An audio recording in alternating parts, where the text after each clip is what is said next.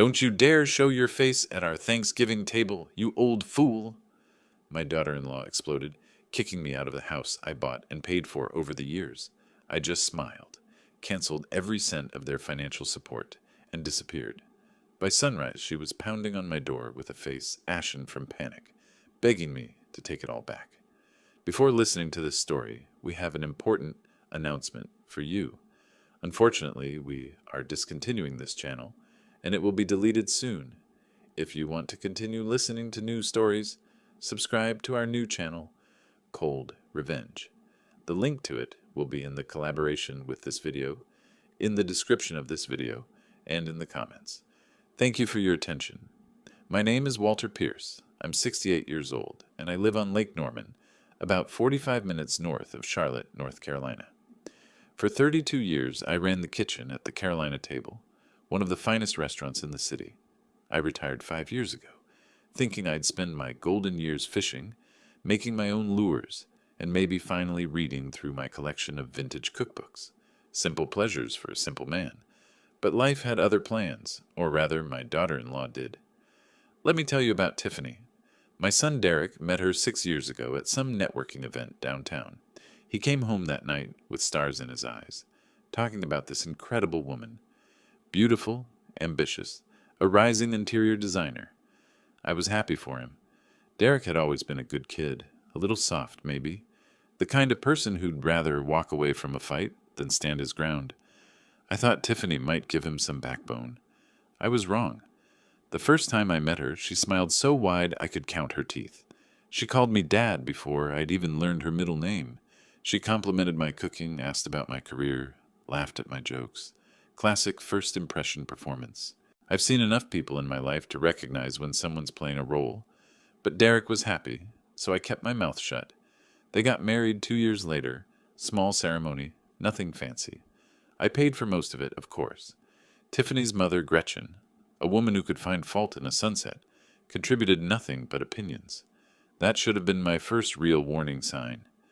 After the wedding, Derek asked if I could help them temporarily with housing, just until they got on their feet, he said. Tiffany had some business debts. The market was tough.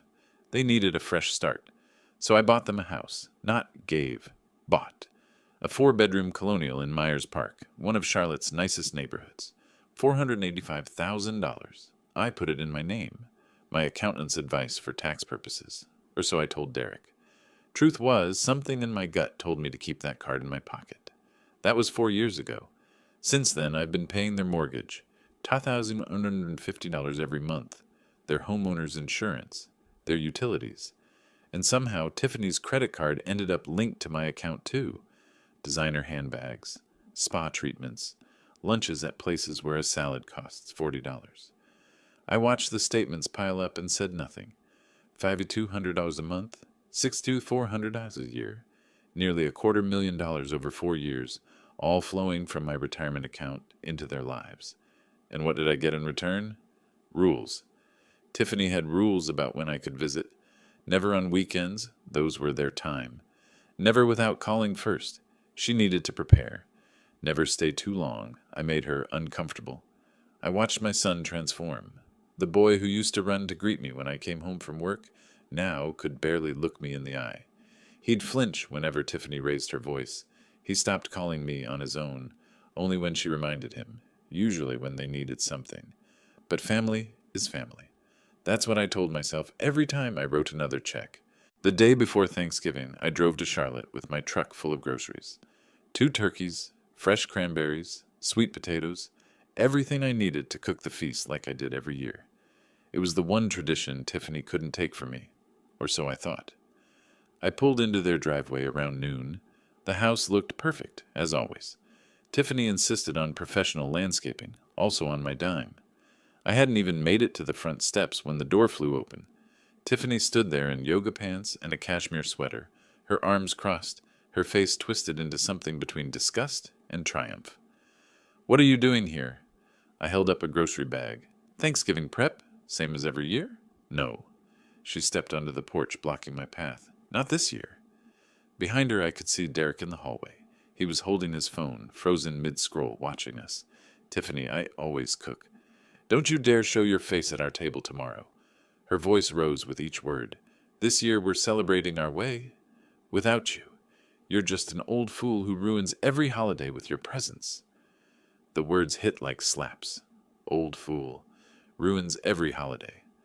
I looked past her to my son. Derek? He didn't move, didn't speak, just stood there, staring at his phone screen like it held the secrets of the universe. Then slowly he turned and walked deeper into the house. My own son. Couldn't even meet my eyes. I felt something shift in my chest. Not heartbreak. That had happened gradually over years. This was different. This was clarity. I set the grocery bags on the porch, gently, like they contained something precious instead of the ingredients, for a meal I'd never cook. Then I smiled. All right, Tiffany, whatever you say. I turned and walked back to my truck. In the rearview mirror, I watched her face cycle through confusion, then suspicion, then smug satisfaction. She picked up the groceries and carried them inside, probably already planning how to take credit for the meal. She had no idea what she'd just done. The drive from Charlotte to Lake Norman takes about 45 minutes. That evening, it felt like hours. I kept my hands steady on the wheel, my eyes on the road, but my mind was somewhere else entirely. It kept circling back through years of moments I'd tried to forget. I remembered the first Christmas after they moved into the house. I'd arrived early to help with dinner, arms full of presents. Tiffany had met me at the door with that same smile she always wore, the one that never reached her eyes. Walter, we talked about this. No gifts over $50. You're making us look bad. I'd spent weeks choosing those presents. A vintage watch for Derek that matched one my father had given me. A first edition cookbook for Tiffany, since she'd mentioned wanting to learn to cook. They sat unopened under my tree for months afterward. Then there was Derek's birthday 2 years ago. I'd driven down to surprise him, planning to take him fishing like we used to when he was a kid. I found him sitting alone in his car in the driveway, staring at nothing. What's wrong, son? He'd looked at me with red-rimmed eyes. Tiffany says I spend too much time with you. She says I need to choose where my priorities are. And what do you say? He never answered, just went back inside. The memories kept coming as the highway stretched before me. The time Tiffany uninvited me from Derek's promotion dinner because she'd already filled the table. The Thanksgiving when she served store-bought pie and told guests I'd been too tired to cook. The phone calls that went unanswered, the texts that got one-word replies. I'd made excuses for all of it. She's stressed. She's adjusting. Derek will stand up for me eventually. But today, watching my son walk away while his wife called me an old fool, today something finally broke. Not my heart. My patience. By the time I pulled into my driveway on Lakeshore Lane, the sun had set. The lake stretched out behind my house, black and still. I sat in the truck for a long moment, listening to the engine tick as it cooled. Then I went inside. My house is nothing fancy. 3 bedrooms, a decent kitchen, a workshop in the basement where I make my fishing lures. I bought it outright 15 years ago. Paid cash, no mortgage. It's mine in a way that house in Myers Park will never be theirs. I made myself a cup of coffee and sat at the kitchen table thinking. 4 years, $249,600. That's how much I'd given them. I knew the exact number because 3 months ago I'd sat down and calculated it. Every mortgage payment, every insurance premium, every spa day and designer bag and overpriced brunch. That was the same week I'd hired Sharon Bennett. I found her name through a simple search. Real estate attorney, Charlotte area, 20 years of experience. No personal connection, no friendship, just a professional relationship. I'd walked into her office on South Tryon Street with a folder full of documents and a simple question. What are my options? She'd given me a thorough answer. I went down to my basement. In the corner behind my workbench sits a small safe. I keep important things there. Birth certificate, military discharge papers, some bonds, and a manila folder I'd prepared months ago. I pulled out the folder and spread its contents on my workbench. The deed to 1847 Elmwood Drive, Myers Park, Charlotte. Owner, Walter Raymond Pierce. Copies of every bank transfer I'd made over 4 years. Dates, amounts, recipients. A notarized letter from Bennett and Associates, addressed to the current occupants, informing them that they had 60 days to vacate the premises. That letter had been sitting in this folder since August. I'd hoped I'd never need to send it. I'd hoped Derek would wake up. I'd hoped things would change. Hope is a dangerous thing when you're dealing with someone like Tiffany. I carried the folder upstairs and opened my laptop, logged into my bank's website. The familiar dashboard appeared. Checking, savings, investment accounts. All the money I'd spent 40 years earning, now slowly bleeding out to support people who couldn't stand my presence at their holiday table. My cursor hovered over the automatic payments section. Mortgage, Myers Park property. Status. Active. Amount, $2,850. Next payment, November 28th. Tomorrow, Thanksgiving Day. I clicked cancel. A pop-up asked if I was sure. I clicked yes. Homeowner's insurance, Derek Pierce. Status. Active. Cancel. Yes. Utilities account, 1847, Elmwood Drive. Cancel. Yes. Credit card, Tiffany Pierce. Authorized user. Remove user. Confirm. One by one, I watched the payments disappear from my schedule.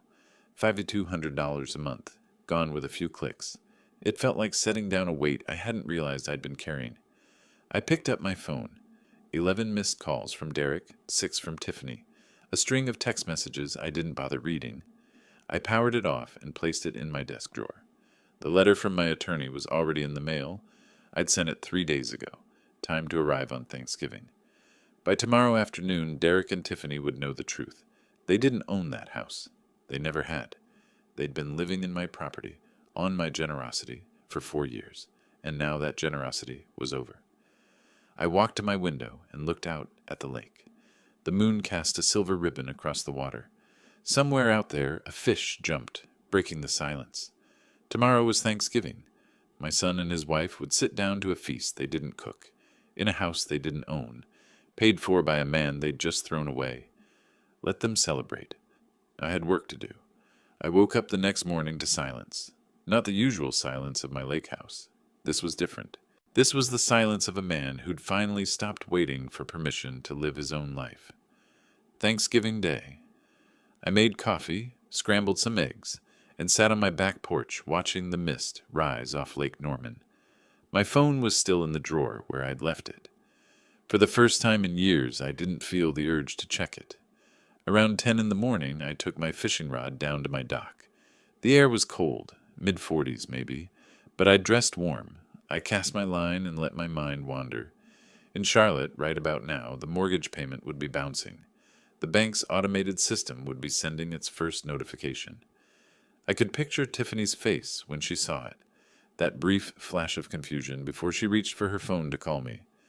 Good luck with that. I caught 3 bass that morning. Nothing trophy-worthy, but decent enough. I cleaned them on the dock, tossed the guts to the gulls, and went back inside to fry them up for lunch. A simple meal for a simple day. Meanwhile, 45 miles south, the dominoes were falling. I didn't know the details then. I learned them later, piecing together the timeline from what Derek eventually told me. But I can imagine how it played out. Tiffany checking her phone between basting the turkey, seeing the bank alert, frowning. Payment declined? What payment? Then checking the account. Then checking again. Then calling me. Once, twice, 5 times, 10 times. Each call going straight to voicemail. Derek, your father isn't answering. Derek probably shrugged. He'd learned not to get in the middle. Let her handle it. But by evening, Tiffany's confusion had turned to something else. She'd logged into the bank portal and seen the truth. The payment wasn't declined. It was canceled. Deliberately, from my end, she checked the insurance. Canceled. Utilities. Canceled. Her credit card, the one she'd maxed out 3 times this year alone, removed from my account entirely. I imagine her standing in that kitchen, surrounded by Thanksgiving leftovers, her face going pale as she finally understood. The money tap had been turned off. Derek, we have a problem? Back at my house, I was finishing my fish and washing it down with a cold beer. I thought about turning on the phone just to see how many messages had piled up. Then I thought better of it. Some things are better savored slowly. The next morning, I drove into town for supplies. Stopped at the hardware store, the grocery, the bait shop. I chatted with Nancy Coleman, my neighbor, who asked if I'd be having family over for the holiday weekend. Not this year, Nancy. Just me and the lake. That's a shame. Family should be together. I smiled. Sometimes family needs to learn what together actually means. She gave me a puzzled look, but didn't press. Good woman, Nancy. Knows when to mind her own business. When I got home, I checked the security camera I'd installed on my front porch last summer. A notification showed activity.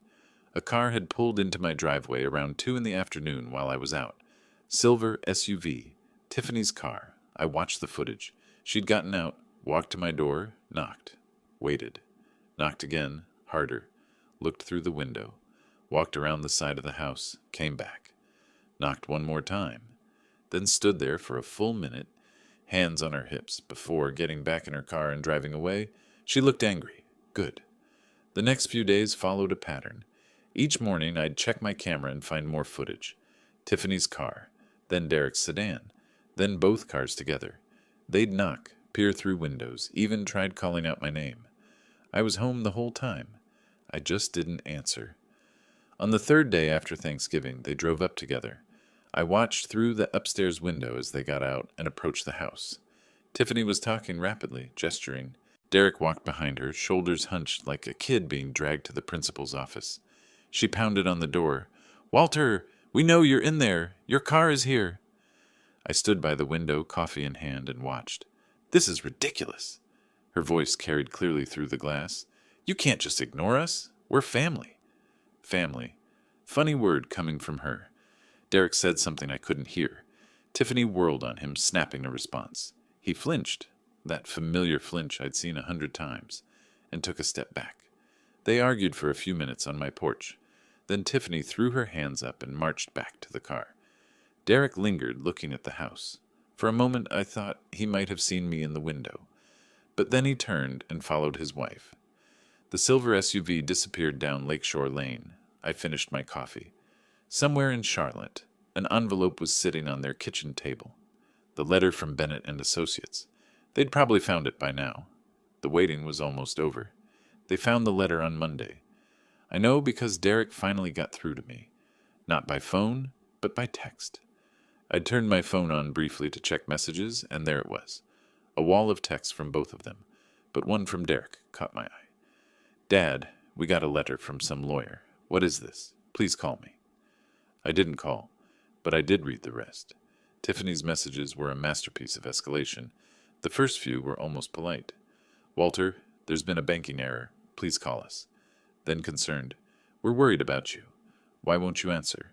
Then demanding, "This isn't funny. Call us now." Then threatening, "If you don't respond, we'll call the police for a wellness check." I smiled at that one. Go ahead, I thought. The police will find a healthy 68-year-old man enjoying his retirement. What a crime. Derek's texts were different, shorter, sadder. "Dad, please. What did we do? Can we just talk? What did we do?" As if he didn't know. As if he hadn't stood there in that hallway and watched his wife throw me out of my own property. I put the phone away and got on with my day. That afternoon, I drove to Charlotte for a meeting with Sharon Bennett. Her office was in one of those sleek downtown buildings, all glass and steel, very professional. I'd been there twice before, both times to prepare documents. This time was different. "Mr. Pierce," she shook my hand and gestured to a chair. "I received confirmation that the notice was delivered. Your son and his wife signed for it on Thanksgiving Day, though I suspect they didn't open it immediately. They did not. I've already received a call from someone claiming to represent them. A woman, not a lawyer, just the wife. She was quite agitated. That sounds like Tiffany." Sharon Bennett was not a woman who smiled easily, but the corner of her mouth twitched. She demanded to know on what grounds you were evicting her family. I explained that as the property owner, you have the legal right to terminate any informal tenancy arrangement with proper notice. 60 days is more than required under North Carolina law. And her response? Unprintable. She threatened to sue. I told her she was welcome to try. We went over the timeline. The 60-day notice period had started on Thanksgiving Day. If they didn't leave voluntarily by late January, I could begin formal eviction proceedings. Sharon estimated that process would take another 30 to 45 days. "You'll likely face pushback," she warned. "They may claim an oral lease agreement or some other arrangement. Without documentation, those claims rarely hold up, but they can delay things. I have documentation. I pulled out my folder, the one from the safe. Every payment I've made for 4 years. Bank statements showing the money came from my accounts. The original deed, never transferred. And recordings. She raised an eyebrow. Recordings? Tiffany once told me, at a family dinner in front of witnesses, that she knew the house was in my name and she didn't care because family doesn't charge rent. I have it on video. Derek's birthday party 2 years ago. She'd had a few drinks. Sharon Bennett looked at me with something close to respect. You've been planning this for a while. I've been preparing for the possibility. There's a difference. The truth was, I'd started gathering documents 8 months ago. After a particularly ugly incident, Tiffany screaming at me in a restaurant parking lot because I'd mentioned that Derek looked tired, I'd gone home and asked myself a question. If I had to, could I prove I owned that house? The answer was yes. But I wanted to be sure, so I'd started collecting, recording, documenting, just in case. Some people might call that paranoid. I call it prudent. When I left Sharon's office, I sat in my truck for a few minutes, watching people walk by on the sidewalk, normal people, going about their normal lives. None of them knew that a few miles away, in a nice house in Myers Park, a family was discovering that everything they thought they owned actually belonged to someone else. My phone buzzed. Another text from Derek. Dad, we need to talk about this letter. It says we have to leave. This is our home. I typed back my first response in days. It's my home. You've been guests. Guests who overstayed their welcome? The typing indicator appeared, disappeared, appeared again. Finally, how can you say that? After everything we've been through. I thought about all the things I could say. All the times I'd been excluded, insulted, dismissed. All the money I'd poured into their lives. All the silence from my son when his wife treated me like an inconvenience. But I didn't say any of that. Instead, I wrote, Ask Tiffany how she introduced me to her friends at your last dinner party. No response. I knew why. At that party, just last month, I'd overheard Tiffany telling her friends that I was Derek's father, the one we're stuck dealing with. She'd laughed. They'd all laughed. Derek had been in the next room. He must have heard. He never said a word. I drove back to Lake Norman as the sun was setting. The sky turned orange, then pink, then deep purple over the water. Beautiful, peaceful. Tomorrow, Tiffany would probably try something new. She was a fighter, I'd give her that. But she was fighting on my battlefield now, with my rules, and she didn't even know it. I had 60 days to see what she was made of, and she had 60 days to find out what I was made of, too. A week after Thanksgiving, I woke to the sound of someone trying to break down my front door. Not literally. No splintering wood or shattering glass. But the pounding was so violent, so desperate, that for a moment I thought someone was using a battering ram.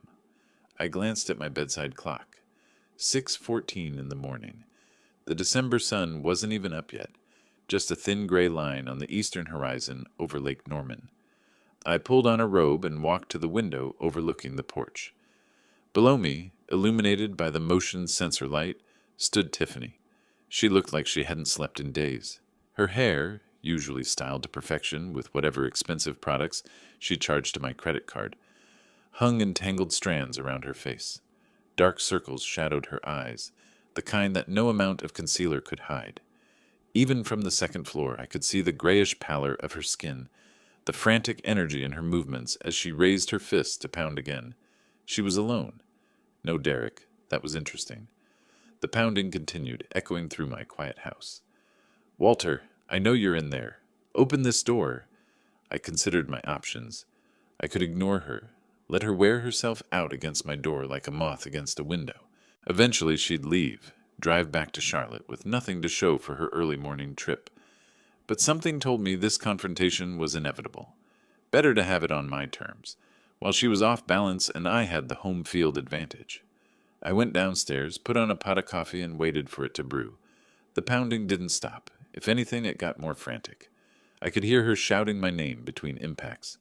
When my coffee was ready, fresh grounds, proper temperature, the way I'd made it every morning for 40 years, I walked to the front door and opened it. Tiffany practically fell inside. How could you? She was shouting before she'd even regained her footing. "We're family. You can't throw your own son out on the street." I took a sip of my coffee. It was excellent. "I'm not throwing out my son," I said calmly. "I'm reclaiming my property." "Your property?" "We've lived there for 4 years. We built a life there." "In a house you don't own? On money you didn't earn?" She stared at me, her mouth working but no words coming out. Then the tears started. I'd seen Tiffany cry before, at family gatherings when she wanted sympathy, during arguments when she needed to win. These tears were different. These were real, born from genuine panic. For about 3 seconds, I almost felt sorry for her. "Walter, please." Her voice dropped to something approaching humility. I got heated. I said things I didn't mean.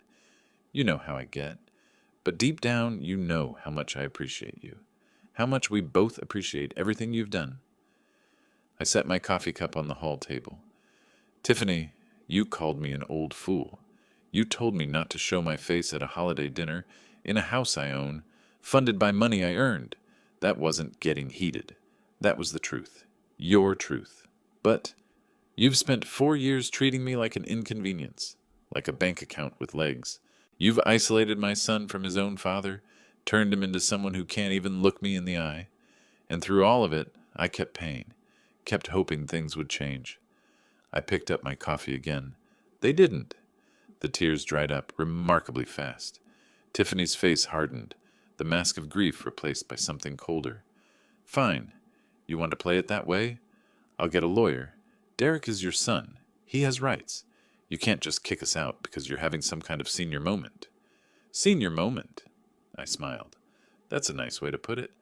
But here's the thing, Tiffany. I already have a lawyer, a very good one, and she tells me that as the property owner, I have every legal right to terminate our arrangement with proper notice, which I've given. We'll fight it. You're welcome to try. But you should know, I have documentation. Every payment I've made for 4 years.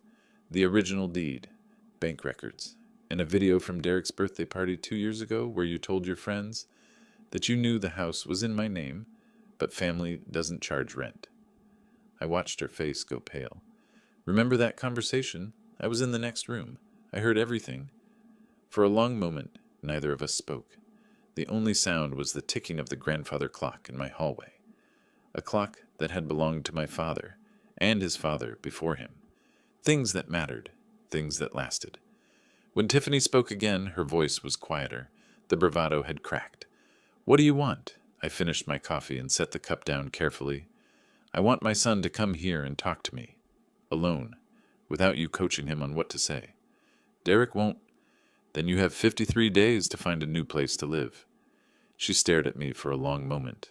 I could see her calculating, running through options, strategies, angles of attack. She was smart, I'd give her that. Manipulative people usually are. Finally, she turned and walked out the door without another word. I watched her silver SUV disappear down Lakeshore Lane, then went back to the kitchen to pour myself another cup of coffee. The first battle was over, but the war was just beginning. 3 days passed before Derek called. I was in my workshop, putting the finishing touches on a fishing lure, a hand-carved crankbait I'd been working on for weeks, when my phone rang. I looked at the screen, my son's name. For a moment, I just stared at it. Then I answered. "Hello, Derek." "Dad." His voice sounded tired, older than his 38 years. "I need to see you." "I agree, but you come alone." A pause. I could imagine him looking over his shoulder, checking if Tiffany was listening. "Okay," he said finally. "Alone." He arrived the next afternoon. I watched him pull into the driveway from my spot on the back porch. The same porch where I had spent countless hours watching the lake, thinking about the mess my family had become. Derek looked worse than the last time I'd seen him. Thinner, somehow. His shoulders slumped as he walked toward the house, like a man carrying an invisible weight. "Dad." He stopped at the edge of the porch, not quite meeting my eyes. "Sit down, son." He sat in the chair across from me, the same chair he'd sat in as a teenager when we'd come up here to fish together, back when things were simpler, back before Tiffany. For a while, neither of us spoke. The lake stretched out before us, gray-blue under the winter sky. A heron stood in the shallows near the dock, perfectly still. "I'm not going to apologize for what I'm doing," I said finally. I know. Do you understand why? Derek was quiet for a long moment. When he spoke, his voice was barely above a whisper. Tiffany says you're trying to punish us, that you've lost your mind and you're taking it out on her. And what do you think? He didn't answer. I reached into the folder I'd brought outside with me and pulled out a sheet of paper, a spreadsheet I'd printed that morning. I handed it to him. What's this? He asked. 4 years of financial support. Every mortgage payment, every insurance premium, every utility bill, every charge on your wife's credit card. Total it up. I watched his face as his eyes scanned the numbers, the mortgage payments, the insurance, the utilities. And then, line after line, the credit card charges, spa treatments, designer handbags, restaurant tabs from places with wait lists and wine lists, shopping sprees at stores where a single item costs more than most people's weekly groceries. His face went pale. Not just pale, gray like old newspaper. His hands began to tremble slightly as he reached the total at the bottom of the page. 249,000. His voice trailed off. $600, I finished, give or take. Derek's mouth opened, then closed. He looked like a man who'd just been told the floor beneath him was actually thin ice over deep water. I didn't... He swallowed hard. I didn't know it was that much. You didn't ask? You didn't want to know. It was easier not to. He set the paper down like it might burn him. When he looked up at me, there were tears in his eyes. Real tears. Not the manufactured kind I'd seen from his wife. Dad, I'm sorry. I don't want your apology, Derek. I want you to understand something. I leaned forward. That money? I don't care about the money. I have enough to last me 3 lifetimes. What I care about is respect. And for 4 years, your wife has wiped her feet on my respect every single day, in my own house, with money from my own pocket. She doesn't mean don't. My voice was quiet, but it stopped him cold. Don't make excuses for her. You've been doing that for 4 years, 3 years, 2 years, last month, last week. When does it end, Derek? When do you stop defending someone who treats your father like garbage? He flinched at that, the same flinch I'd seen 100 times when Tiffany raised her voice at him. It broke something in my heart to see it. I'm not telling you to leave your wife, I continued. That's your choice, and you have to live with it. But I am telling you that I'm done. Done paying for a life that doesn't include me except when it's convenient. Done watching you disappear into someone I don't recognize. Done pretending that everything is fine when it's been broken for years. The heron on the dock spread its wings and took flight, rising over the lake in a graceful arc. You have a choice to make, son. You can keep living the way you've been living, in a house you don't own, with a woman who thinks kindness is weakness, pretending you don't see what's right in front of you. Or you can start building something real, something that's actually yours. Derek sat very still. I could see thoughts moving behind his eyes, calculations being made, walls being tested. And if I choose her? He asked quietly. I felt something twist in my chest. Not anger, but a deep, bone-tired sadness. Then I lose a son. I held his gaze.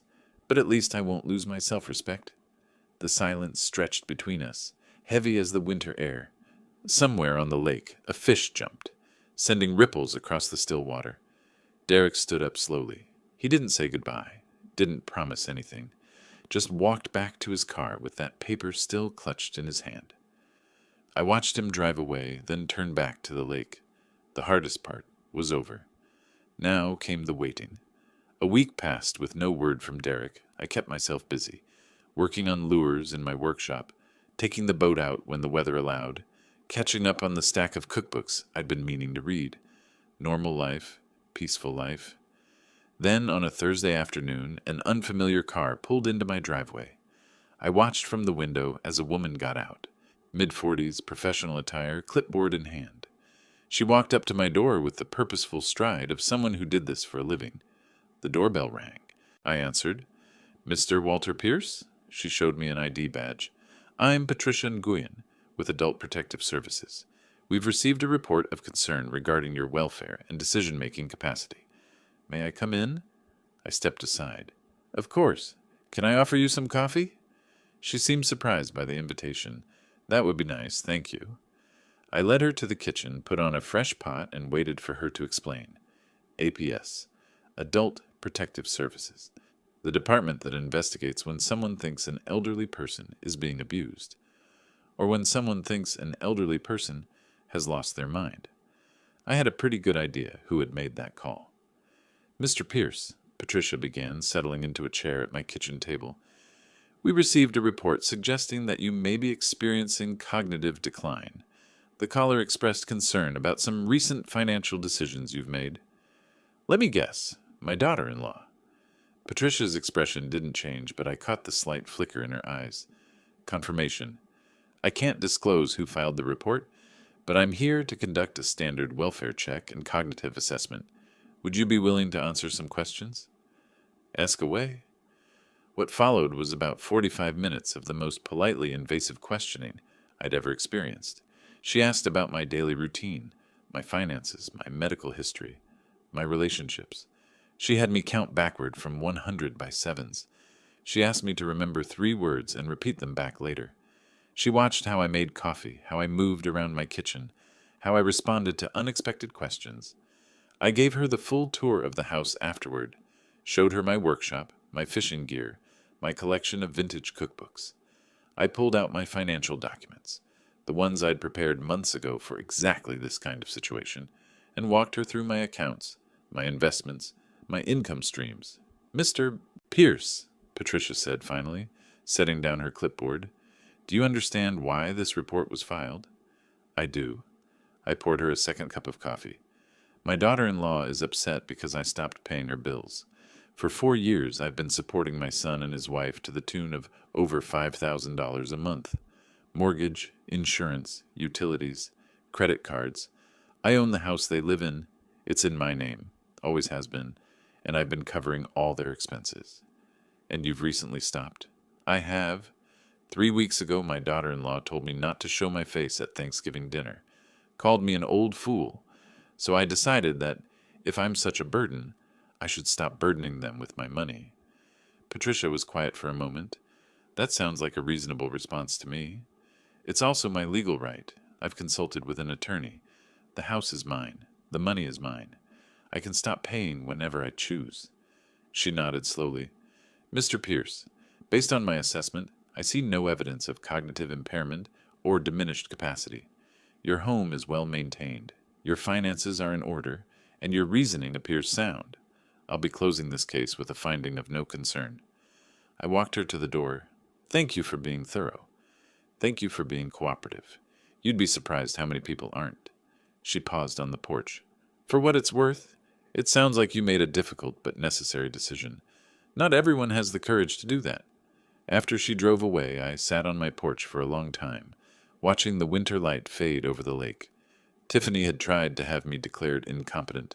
She'd actually picked up a phone and told a government agency that I was losing my mind. That took a special kind of desperation, or a special kind of cruelty. Maybe both. I pulled out my phone and dialed her number. She answered on the second ring. Walter? Her voice was cautious. Did someone come to see you? Adult Protective Services. Nice touch, Tiffany. Very creative?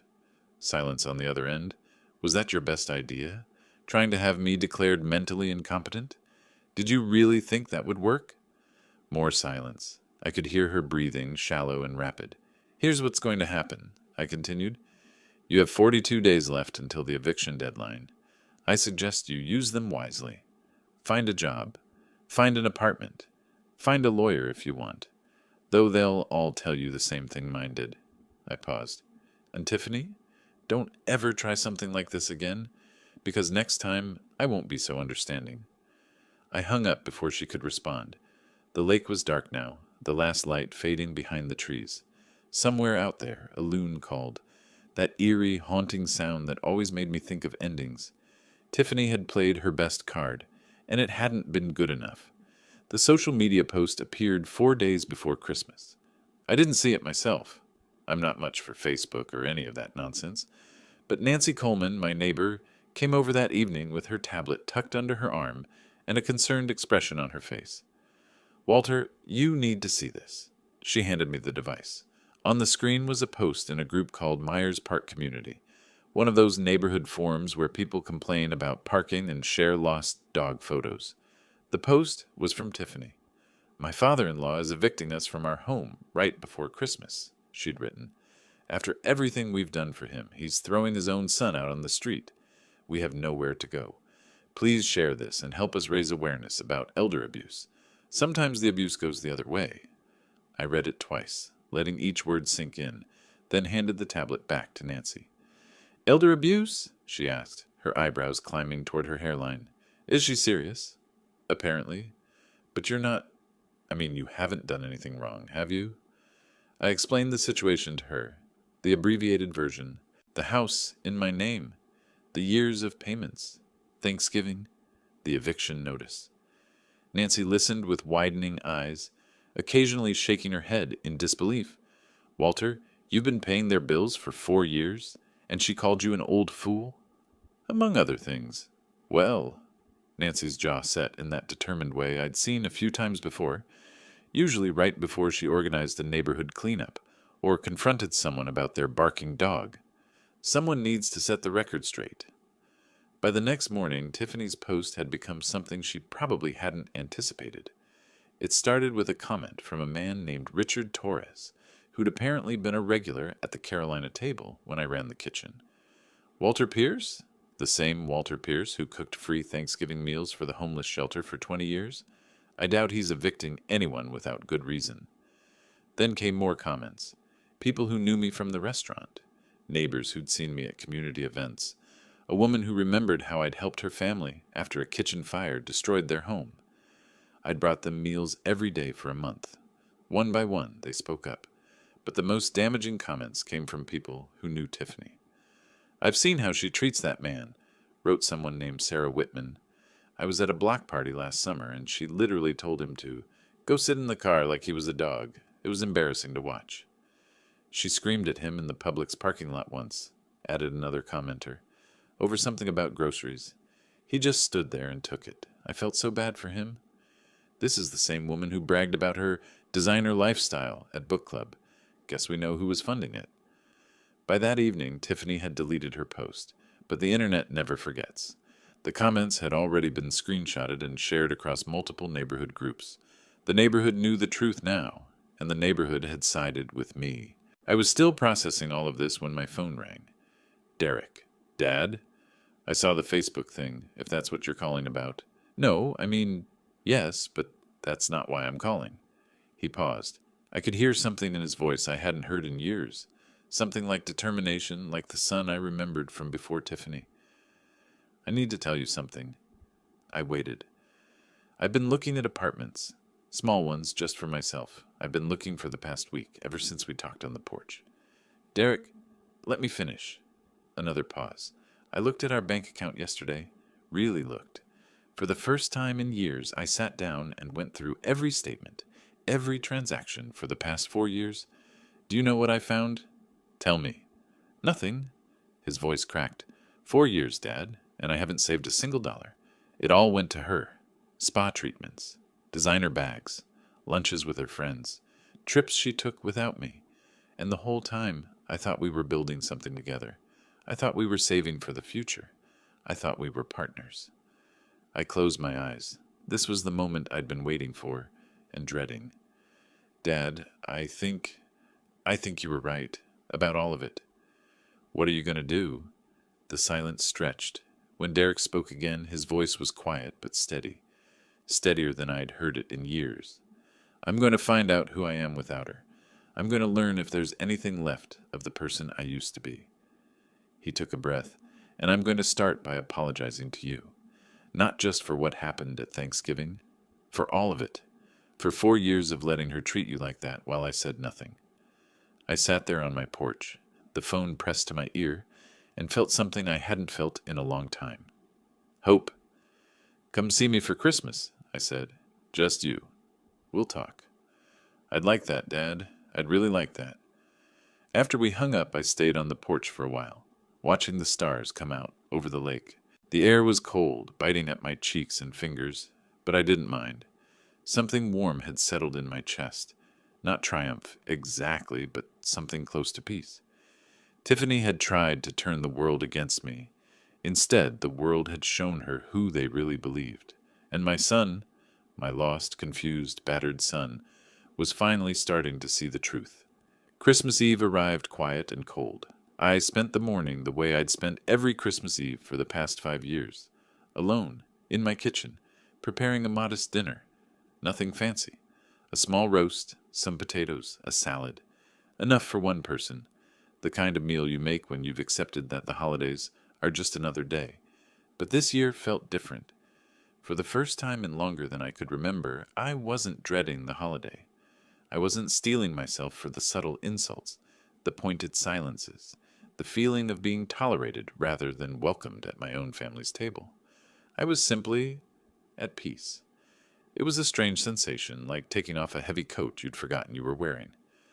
Around 3 in the afternoon, my phone rang. Derek. Dad, I'm leaving Charlotte now. I should be there in about an hour. Drive safe. The roads might be icy. I will. A pause. Dad, I'm coming alone. I told Tiffany I was going to see you, and she said some things. Some pretty ugly things, actually. But I left anyway. First time I've done that in... I don't even know how long. I felt something loosen in my chest. See you soon, son. He arrived just as the sun was setting, painting the lake in shades of orange and pink. I watched from the window as he got out of his car. No suitcases, no gifts, just him. He stood in the driveway for a moment, looking at the house like he was seeing it for the first time, then walked toward the door with his shoulders squared. I met him on the porch. We didn't hug. We'd never been a hugging family, but something passed between us. An acknowledgement, a new beginning, or maybe an old beginning, remembered. Come inside, I said. Dinner's almost ready. We sat at my kitchen table, the one where I'd eaten alone for so many years, and shared a meal for the first time since I could remember. Real conversation. No walking on eggshells. No watching for Tiffany's reaction to every word. No tension hanging in the air like smoke. After dinner, we moved to the living room with cups of coffee. The fire crackled in the fireplace, throwing dancing shadows on the walls. Outside, the first snowflakes of the season began to fall, dusting the lake house in white. I filed for divorce, Derek said. The words hung in the air between us. I set my coffee cup down carefully. When? Yesterday. I hired a lawyer. A real one, not one of Tiffany's friends from her book club. The papers will be ready after the holidays.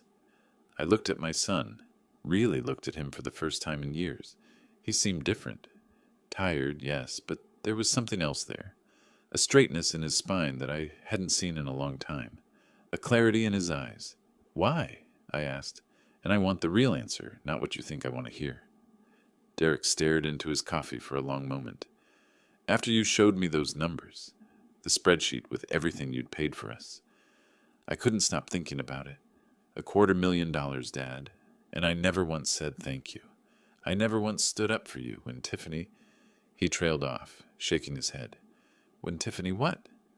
When she treated you like dirt. When she called you names. When she made you feel unwelcome in a house you owned. At dinners you paid for. During holidays you funded. His voice cracked. I let her do all of that. I stood there and watched like a coward.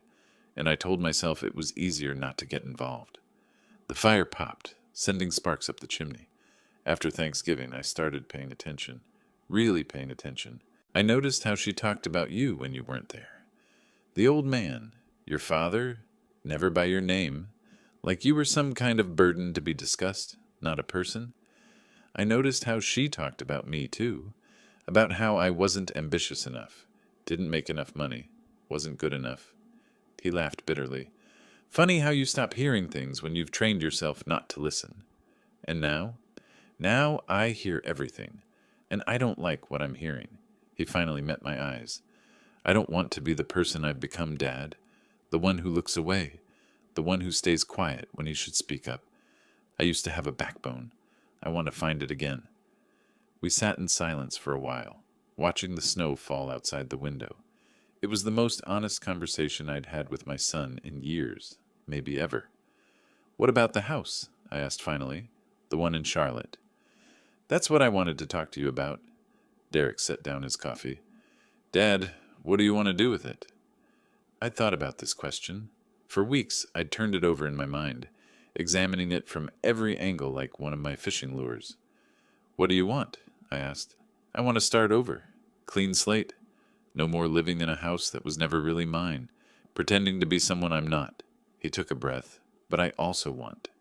I want to earn things for myself. For the first time in my adult life, I want to know that what I have is actually mine." I nodded slowly. "Then that's what we'll do." Before he left that night, Derek paused at the door. "Dad, what happens now? With Tiffany, with the eviction?" I looked out at the snow-covered lake, the peaceful darkness of Christmas Eve. Now she learns what it's like to live without someone else paying for her mistakes. The weeks after Christmas moved quickly. Derek found a small apartment near his office. Nothing fancy, just a one-bedroom with a view of a parking lot. But it was his. He signed the lease with his own money, furnished it with second-hand furniture, and for the first time in 4 years, he was paying his own bills. I watched my son transform. It wasn't dramatic, no sudden personality change, no overnight miracle, but slowly, steadily, he was becoming someone different, someone who looked people in the eye when he talked to them.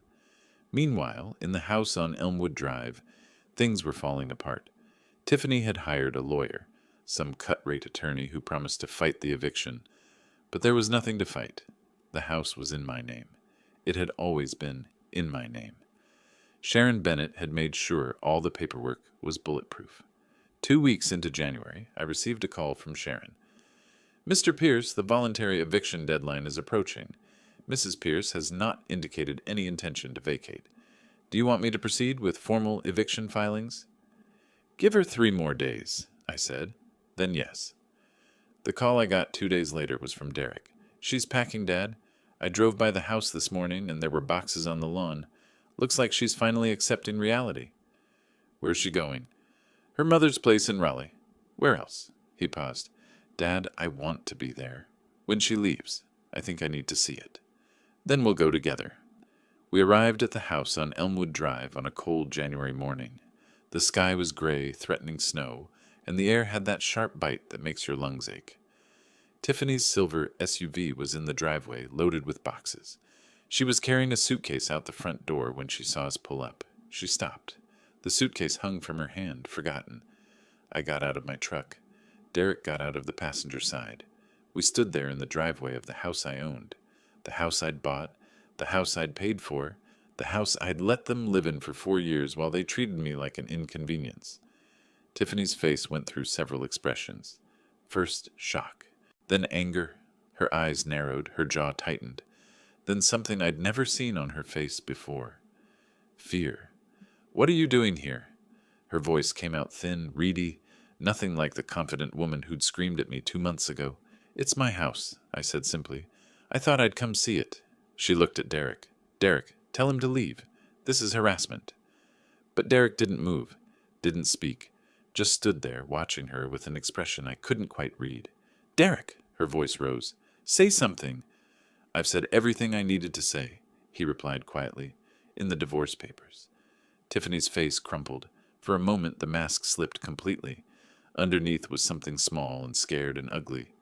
"This is your fault," she hissed at me. "You poisoned him against me. You ruined everything." I walked past her, up the porch steps to the front door of my house. I pulled out the key and unlocked the door. "Tiffany," I said, turning back to look at her. "I didn't ruin anything. I just stopped paying for it."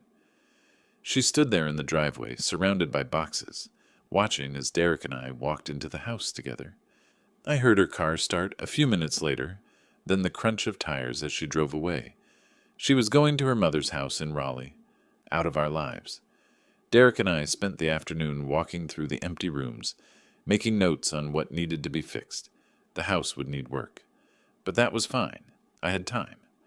In the kitchen, the same kitchen where Tiffany had screamed at me to stay away from her Thanksgiving dinner, I stopped and looked around.